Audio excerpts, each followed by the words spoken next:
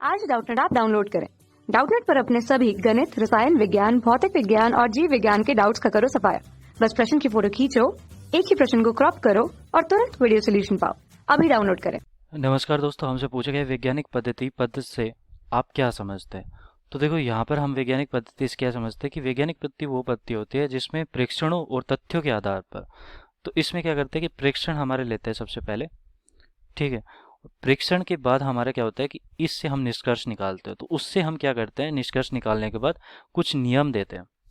नियम के साथ साथ जैसे कि हम नियम हो गया, सिद्धांत हो गया, तो सिद्धांत देते हैं, नियम, सिद्धांत। तो प्रेक्षण पर आधारित जो हमारे तथ्य होते हैं उस पर आधारित हम नियम देते हैं, सिद्धांत देते हैं, और फिर हम क्या करते हैं कि कुछ हमारे सैद्धांतिक भविष्यवाणी भी होती है, वो भी कर देते हैं हम सैद्धांतिक भविष्यवाणी कि भविष्य में ऐसा हो सकता है, भविष्यवाणी।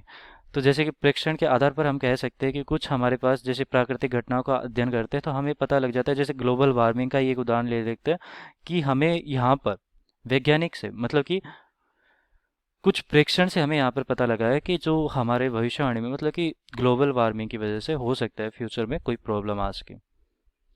तो ये एक तरह से सैद्धांतिक भविष्यवाणी है, क्योंकि हमारा जो ग्लेशियर है वो लगातार पिघल रहा है। तो एक तरह से सिद्धांत दिया गया है, किसके आधार पर, हमारे कुछ तथ्य है, कुछ प्रेक्षण है, उसके आधार पर दिया गया है।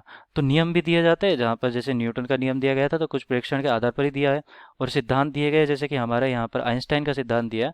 तो आइंस्टाइन का प्रकाश विद्युत प्रभाव में क्या दिया गया है कि यहाँ पर उन्होंने बताया कि बार बार प्रेक्षण के बाद उन्हें पता लगा कि प्रकाश की जो प्रकृति होती है वो क्या होती है, यहाँ पर कण के रूप में होती है। तो ये एक तरह का सिद्धांत है, कण प्रकृति होती है।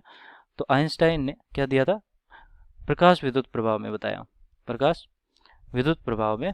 तो ये एक प्रेक्षण पर आधारित है। उन्होंने प्रेक्षण करके देखा कि उससे कम आवृत्ति पर हमारे जो फोटोन होते हैं वो नहीं निकलते हैं। तो एक निश्चित आवृत्ति के बाद ही हमारे फोटोन निकलते हैं। तो ये फोटोन एक तरह से एक कण हो गए। तो प्रकाश विद्युत प्रभाव में हम कण की तरह प्रकाश को मानते हैं। तो एक सिद्धांत ही है, ठीक है।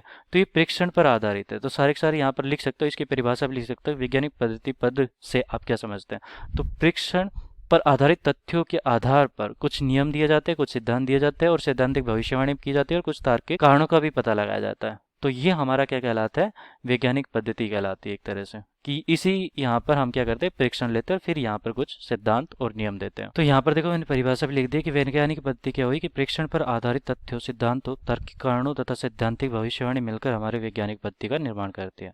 तो ये हमारी यहाँ पर परिभाषा भी होगी। धन्यवाद। कक्षा 6 से 12वीं से लेकर नीट, IIT, JEE वो एडवांस के लेवल तक 1 करोड़ से ज्यादा छात्रों का भरोसा।